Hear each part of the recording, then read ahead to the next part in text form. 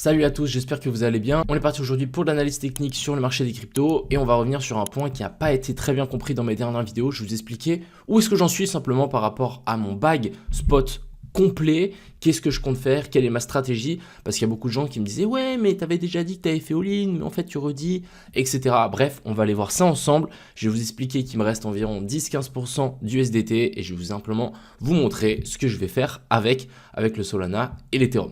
Donc au moins ça sera bien clair pour tout le monde si jamais vous voulez simplement savoir ce que je fais. Voilà, c'est le but de mes vidéos.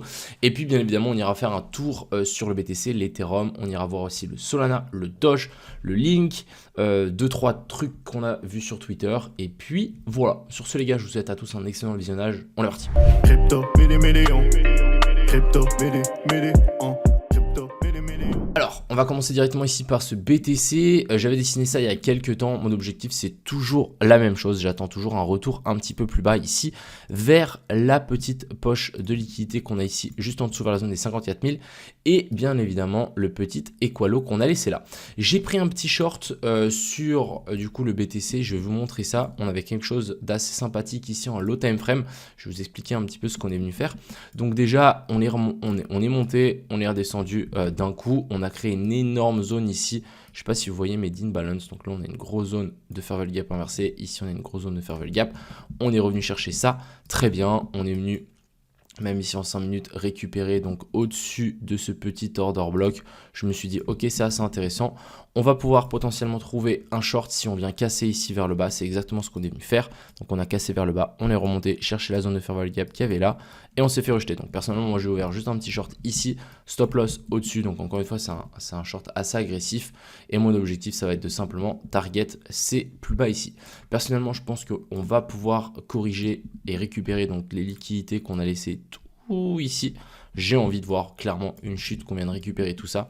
Qu'on vienne ensuite chercher la zone OTE, la poche de liquidité qu'on a laissée là, la bougie après la mèche de liquidation en daily, ça n'a pas changé. Donc la bougie qu'on a ici, surtout qu'en plus c'est une bougie qui n'a presque pas de mèche. Donc en général, c'est quelque chose qu'on vient assez souvent récupérer vers la zone ici des 53 950. Donc ça c'était un petit peu pour le BTC. Pas grand chose à dire. Moi je suis assez content à ce qu'ici on laisse le plus de liquidité possible ici au nord. Plus on va en laisser, plus il y a de fortes chances que si on descend, on reparte super forte vers le haut et on crée un vrai magnifique bottom. Si on était venu récupérer toutes les liquidités qu'on avait laissées là, franchement là je me serais dit ça pue un peu et il y a de fortes chances qu'on vienne peut-être récupérer même un niveau plus bas, alors que si on laisse un maximum de liquidités, il y a vraiment beaucoup de chances qu'on fasse quelque chose comme ça et ça nous permettra d'avoir un point d'achat magnifique avec, on va dire, une sûreté qu'on reparte vers le haut. Donc ça, c'est plutôt pas mal pour le coup. On avait regardé la dominance du Bitcoin la dernière fois, ça n'avait pas bougé. On peut aller regarder donc Ethereum contre BTC.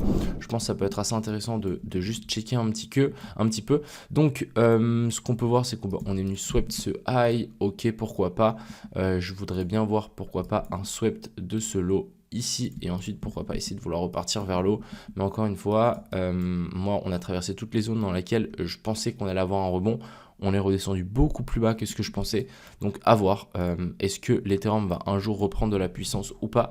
Pour le moment l'Ethereum continue à être vendu en masse par Grayscale, etc. Comparé au Bitcoin qui est plutôt racheté. Donc on le voit clairement, le Bitcoin est souvent plus fort que l'Ethereum pour le moment, mais en tout cas j'espère que l'Ethereum aura son heure de gloire, parce que franchement pour le moment il est un petit peu mis de côté et j'espère qu'un jour il reprendra un petit peu de force vis-à-vis du BTC et bien évidemment du Solana. Du côté de l'Ethereum, j'ai partagé ce graphique tout à l'heure sur Twitter. Donc pour moi, le plan n'a toujours pas changé. Ici, on est toujours ici dans une pattern baissière. On a eu un boss, retour dans la zone de fair value gap, on laisse des liquidités ici. Moi ici, je veux clairement voir une chute, qu'on vienne récupérer d'abord la zone de fair value gap qu'on a là et éventuellement la zone ici, la poche de liquidité qui est exactement dans la zone OTE, qui est vers la zone ici des 2300 $. Pour moi, ça serait une deuxième entrée parfaite pour Ethereum. Alors, on va faire un petit point par rapport à mon bag, à moi et par rapport au Solana. Donc, ce qu'il faut savoir, c'est que moi, je suis déjà extrêmement on va dire, exposé à l'Ethereum, tout simplement avec mon projet IMO. Et personnellement, moi, j'ai racheté clairement des coins de IMO et je vais continuer à en racheter. Pour les gens qui ne savent pas, c'est simplement mon coin à moi parce que je pense que c'est là où je vais pouvoir gagner le plus d'argent parce que finalement, je sais plus ou moins ce qui arrive. Donc, clairement, j'achète mon propre coin. Ça me semble normal d'être convaincu par ce qu'on fait. J'espère en tout cas que si vous faites quelque chose, vous allez être convaincu par ce que vous faites et que vous allez simplement acheter potentiellement des parts de votre boîte ou investir dans votre boîte. Ça me semble assez logique. Donc, personnellement, je dois avoir 85% de tout mon argent qui est investi dans les cryptos, que ça soit en IMO, que ça soit en Ethereum, que ça soit en plein d'autres coins, que ça soit en pre-sale, etc. Donc, on va dire que j'ai 85% de tout mon bail qui est investi et j'ai 15%, allez, entre 10 et 15% qui n'est pas investi et qui sont en USDT. Et personnellement, il y a un coin que je ne suis pas du tout exposé, c'est le token de Solana et j'ai envie de prendre quand même quelques pièces sur le Solana. Bien évidemment, je reprendrai quelques pièces d'Ethereum, mais je vais clairement aussi acheter du Solana. Donc mon objectif, ça va être bien évidemment de leverage ce bag-là, donc environ mes 10% restants, mais en étant assez sûr. Donc en faisant un margin, mon objectif ça va être de placer mon prix de liquidation. Donc imaginons je rentre ici sur la zone de fair value gap en H4, je voudrais essayer de placer mon prix de liquidation sous ce plus bas là et environ du coup un 14%. Donc ici il va y avoir potentiellement un 14% de baisse. Donc mon objectif ça va être essayer de trouver un long ici en effet de levier x8 avec mes 10% restants de mon portefeuille. Je sais que je suis quelqu'un qui aime bien les risques et l'objectif ça va être de target directement environ la zone des 400-500$ qu'on a laissé juste ici au-dessus. Donc ça va être le plan. Donc simplement ce que je suis en train de faire moi c'est d'attendre qu'on revienne récupérer ces zones-là. Dès qu'on arrivera dans ces zones-là, je vais commencer à me construire une petite position en espérant, bien évidemment, qu'on nous fasse une inversion de structure. Donc après, à vous de voir, est-ce que vous attendez qu'on ait une inversion de structure ou pas avant de prendre votre position. Ça, c'est clairement à vous de voir. Mais personnellement, j'attends encore une fois à ce que le Solana descende un petit peu plus bas.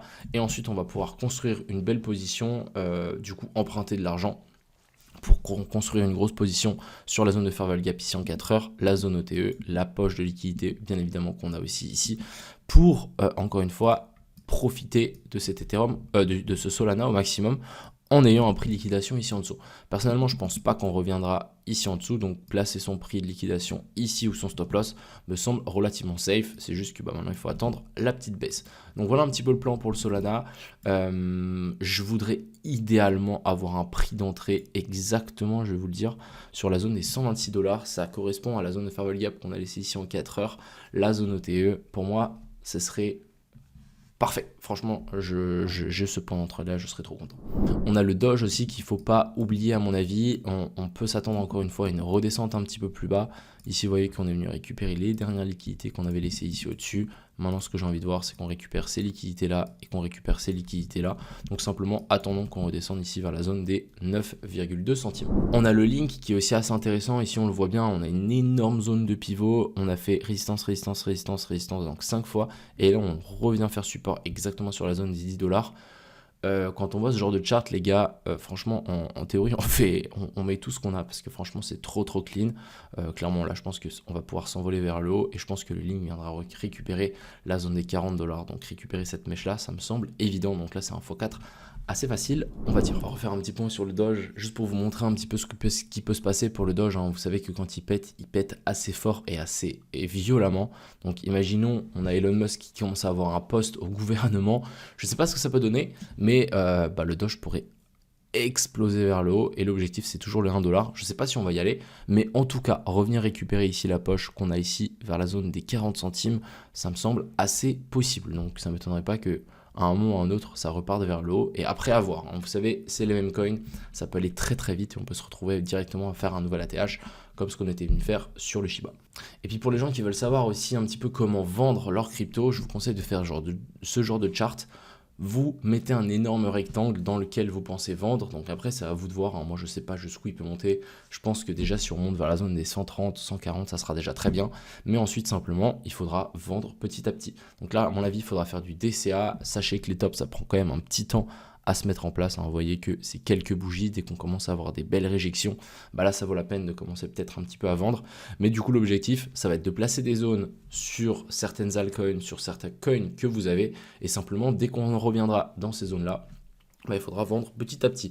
Je pense que ça peut être intéressant de l'utiliser avec le Fibonacci des 161,8 qui peut permettre finalement de faire une extension de Fibo et qui peut vous donner des prix plutôt assez intéressants. Donc l'objectif, voilà, ça va être de simplement attendre qu'on ait des points d'entrée sur, par exemple, le Doge, le Sol. On a le WIF qui était redescendu un petit peu, qui est reparti, c'est plutôt pas mal, mais bon, pour le moment, je suis toujours pas convaincu.